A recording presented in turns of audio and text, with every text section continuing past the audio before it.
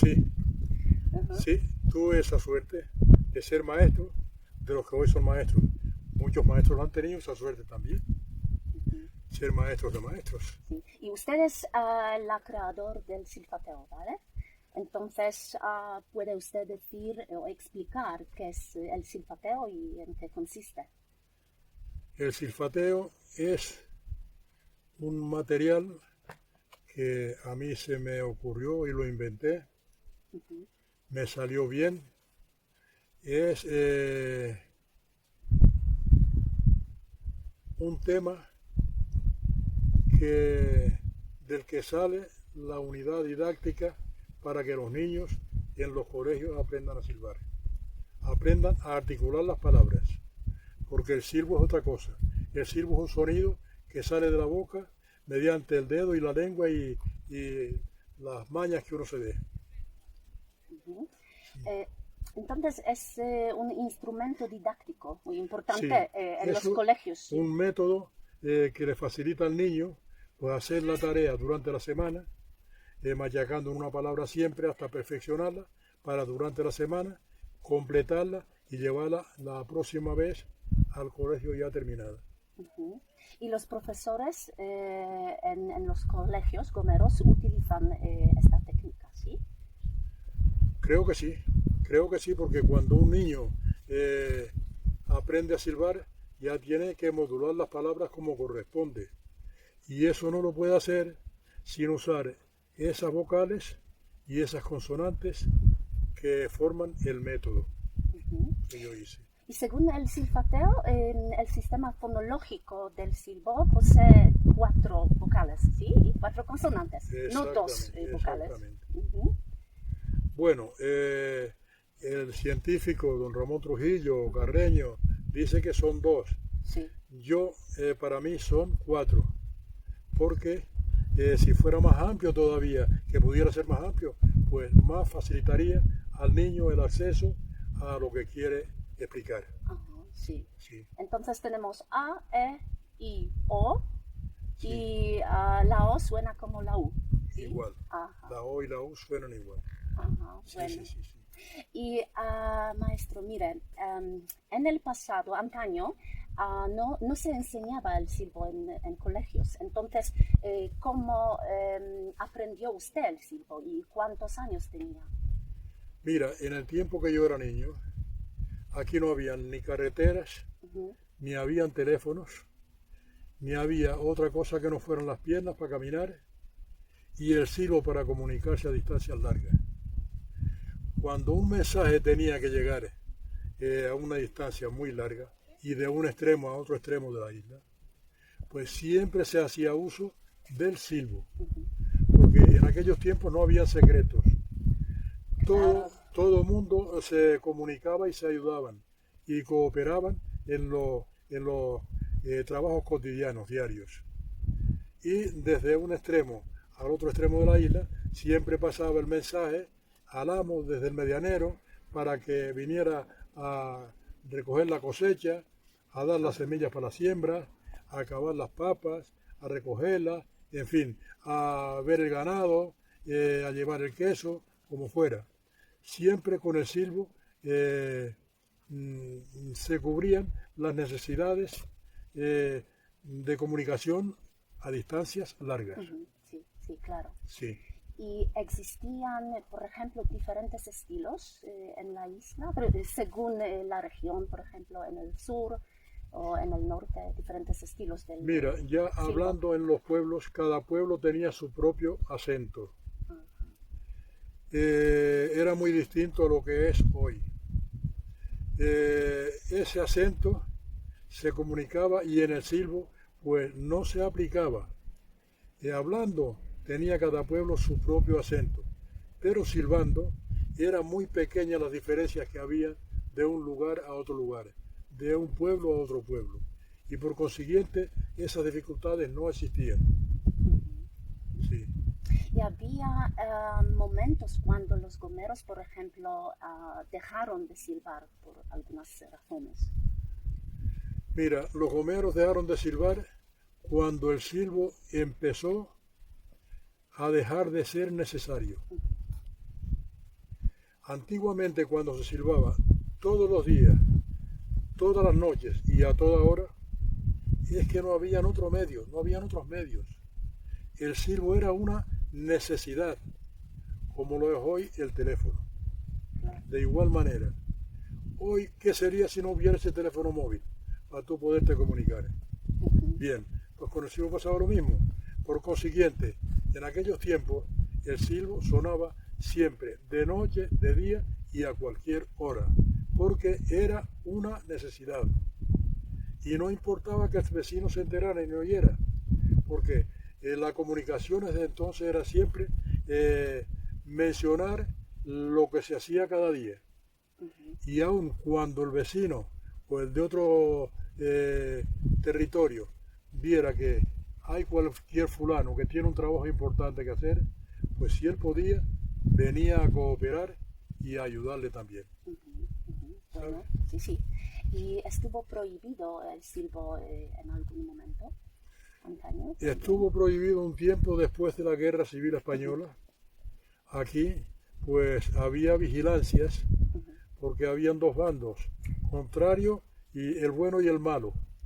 Entonces, siempre se cuidaban de silbar. La Guardia Civil y las autoridades de aquellos tiempos se dieron cuenta que la gente se comunicaba para esquivarlos, para ir por otro lado, que ellos no pudieran encontrarlos, ¿sabes? Y por eso el silbo llegó a ser prohibido. Pero eso duró pocos años, hasta que volvió otra vez a entrar la convivencia y un poco la apertura de la mano, aunque lo que llaman hoy dictadura de Franco duró 40 años. ¿Es verdad que usted también silbaba poemas, la poesía?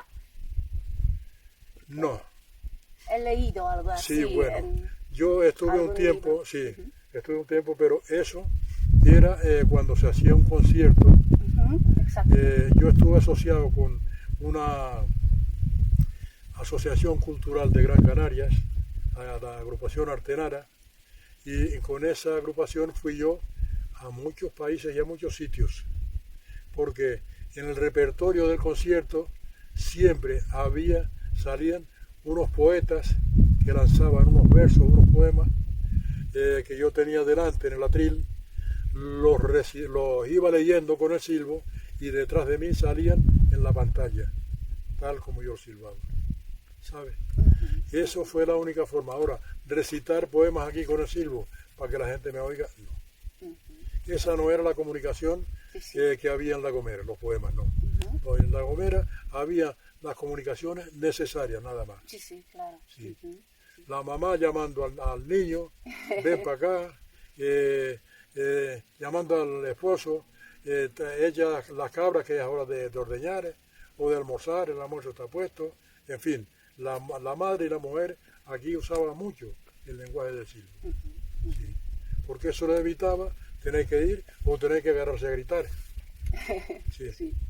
Sí, y mire, maestro, también usted se dedicaba al folclore gomero, sí, y artesanía. ¿Y puede usted decir algo sobre eso? Porque yo creo que es muy importante, sí, conservar la tradición. Yo en aquellos tiempos, en el año 1955, me fui a Venezuela, como toda la gente de aquellos tiempos aquí.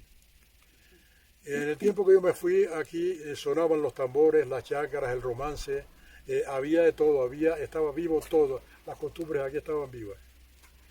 Pero a los 10 años que yo volví, cuando vine ya no encontré nada de lo que dejé atrás.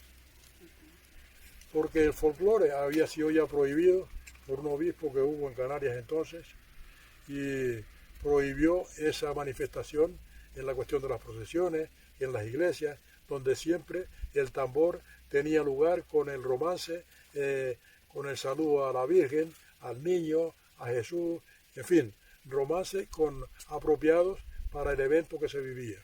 Eso había sido prohibido. Y cuando llegué a esto lo encontré yo, sordo era otro mundo. Ya había algún teléfono también, teléfonos públicos, en cada pueblo había un teléfono donde se llamaban desde otros sitios para que avisaran al vecino que viniera el teléfono para hablar con él. Mira, aquí mismo había un teléfono que estaba aquí abajo, lo tenía una prima mía, y cuando llamaban que querían hablar a las 3 de la tarde con uno de arriba, ella se subía a la azotea, ya silbaba por Luciana y le decía, mira, ven a las 3 que tu hijo que está en Tenerife quiere hablar contigo. Y así ella ya estaba preparada aquí cuando el hijo la volviera a llamar. Ya ahí empezó el silbo a caer un poco, porque sí, oía hablando al de Tenerife por el teléfono, pero el silbo poco más lo oía que llamándola a ella para que viniera. Ya no se oía más, porque por el teléfono se cubrían muchas necesidades, ¿sabes? Bueno, pues cuando yo vine me encontré con que aquí no había ni tambores, no había romance, las fiestas eran distintas, Ave María, de arriba que abajo, y nada más. Y entonces me hablé con el cura del pueblo, de aquí, y le dijo, oiga, don Anselmo, esto no puede ser. Esto aquí hay que buscar la forma de volver a darle vida a lo que tuvimos durante siglos y siglos. Entonces el hombre me ayudó a buscar la juventud, yo busqué entre la gente mayor, a mi padre, a los maestros del tambor y del romance, porque te voy a decir una cosa, La Gomera ha sido siempre, y lo sigue siendo, romancísticamente hablando, el lugar más rico del mundo, romancísticamente hablando. Bueno, pues esto a mí me daba, se me movía el alma, se me estremecía cuando yo veía que esto se iba a perder. Ese buen hombre me ayudó, formamos aquí un grupo folclórico, se llamaba Los Magos de Chipude, y lo pusimos Los Magos de Chipude, y esto ya despertó este asunto en toda la isla. Venía gente de todos los pueblos costeros a las fiestas aquí, nos invitaban para ir a la fiesta de los pueblos costeros, y ya volvieron a empezarse a formar grupitos en cada pueblo de la isla, donde ya en cada pueblo hay un grupo folclórico, ¿sabes? Y todo nació de ahí. Y luego, una vez ya garantizada la vida del romance en La Gomera, fue cuando me quedaba atrás el silbo y tuve por necesidad que ir a recuperarlo. Entonces me hablé con el director del colegio de aquí de Chipude y le dije si a él le importaba dejarme ir en la cuarto de hora de recreo, 15 minutos, para que los niños, en ese tiempo, el que quisiera, aprendiera a silbar. Entonces él me dijo, sí, sin inconveniente, claro, y él no sabía nada de silbo tampoco, porque, mira tú. Entonces, cuando él vio que los niños ya emitían sonidos, se llamaban uno al otro por su nombre, no todos, algunos, porque todos no aprendieron a la vez, algunos, los más aplicados. Entonces le llamaba por su nombre, le decía, levántate, ven para acá, vete para allá, cierra la ventana, abre la puerta, todas esas cosas. El hombre se quedó alucinando, el director del colegio, y entonces él era de Vallerán Rey y llevó esta noticia a Vallerán Rey. Fue cuando las asociaciones de padres, las APAS, me llamaron si yo quería ir en la semana un día, en la hora de recreo, a hacer lo mismo que estaba haciendo aquí, a hacerlo bajo. Entonces yo lo dije gustosamente, con mucho gusto. Ustedes me pagan el desplazamiento, yo voy. Pero que allí cuando se vio el resultado en Vallerán Rey, desde tantos años, sin oír un silbo por ninguna parte, entonces ya esta noticia fue una pólvora en la isla. Ya vino la directora de la Federación Insular de APA, que vivía en Vallehermoso, y me llamó y me propuso si yo quería dar clases de silbo en los 6 colegios grandes de la isla de La Gomera. Eran 6 días, pues 6 colegios. No me importa, sí señor. Eran 5 días de clase, pero unía 2 colegios, Hermigua y Agulo, los ponía en un día, y así los demás eran Vallerán Rey un día, Vallehermoso otro día, Agulo Hermigua otro día, San Sebastián otro día y Santiago otro día. Así me acaparé toda la isla enseñando a silbar. Los resultados ahí fueron tremendos. Cuando esto pasó, ya me fui al delegado insular de educación. Le dije lo que me estaba pasando con permiso de los directores de colegio y la directora de la Federación de APA. Él me dijo, sí hombre, estoy ya muy enterado y muy bien, le estás haciendo una gran labor. Pues entonces allí llamamos por el inspector de colegio, el delegado de educación y yo hicimos un proyecto que presentamos al gobierno de Canarias, a ver si ellos permitían a la Consejería de Educación y Cultura del gobierno de Canarias, a ver si ellos permitían que yo pudiera impartir estas clases en horas libres de los niños y de forma voluntaria el que quisiera ir. Pues de allí dieron su aprobación, ya vino también la directora de APA, se unió a nosotros, ya para pagar, me establecieron un sueldo ya, en ese tiempo un sueldo ya, vinieron, antes me lo pagaban a mí, luego ya le pasaban el dinero a la Dirección Insular de APA para que la Dirección Insular me pagara, y así lo fuimos acotejando hasta que, mire, hasta que ya eso pasó a ser Patrimonio de la Humanidad, Sí, y sí, me hicieron claro. Premio de Canarias. ¿Quién me lo diría en ese tiempo? Pues todo esto es un poquito el recorrido de mi vida con el tambor, con el folclore y luego con el silbo, que las dos cosas forman parte del pasado, son los dos pasos más ricos de nuestra cultura gomera. Sí. Muy interesante. Y los gomeros seguramente le conocen a usted, ¿sí? Todos los gomeros, yo quería decir. Los niños. Sí, los de acá y los de afuera. Ya yo no conozco a ninguno, pero a mí me conocen todos, Sí, sí. porque yo los conocí pequeñitos y ahora están todos con barba y ya no los conozco. Y escriben en todos los libros sobre el silbo gomero, sobre usted. Entonces, Sí. Cuando por Entonces, primera vez yo vi o leí su nombre, Isidro Ortiz Mendoza, yo quería conocerle y es un gran honor para mí, de verdad, y para mi hijo también. Decirte que fue para mí un gran acierto. Estoy muy contento de haber iniciado ese camino, porque hoy está garantizada las dos cosas que yo toqué. A lo mejor otro las hubiera tocado, pero y yo qué sé, o no, yo las toqué y ahí están, han ido siempre por buen camino. Hoy me siento pues un poco halagado, querido y más que todo satisfecho. Eso sí, señor. Porque sé que el día que me vaya, pues dejo un camino relevante que los del futuro pueden mencionar y mi nombre puede prevalecer más tiempo que el que duro yo. Sí. El silbo, lo que hizo usted con esta tradición es una cosa maravillosa, ¿sí? El silbo gomero es un fenómeno especial. Y es más popular ahora también en el extranjero. Porque yo no soy gomera, no soy española y me interesa este tema muchísimo. Ahora en el extranjero, como nunca esto antiguamente se supo, no habían los medios que hay ahora de internet, no había esa comunicación internacional tan rápida, pues hoy todo sale y todo se ve, pero antiguamente el silbo gomero no era conocido en ningún lado del mundo. Venía la gente a la Gomera, vinieron muchos historiadores extranjeros, franceses, alemanes, ingleses, hubo aquí muchos científicos, fueron admirados y hablando del silbo gomero donde iban, pero nunca nadie aprendió a silbar, nunca, ni a comunicarse.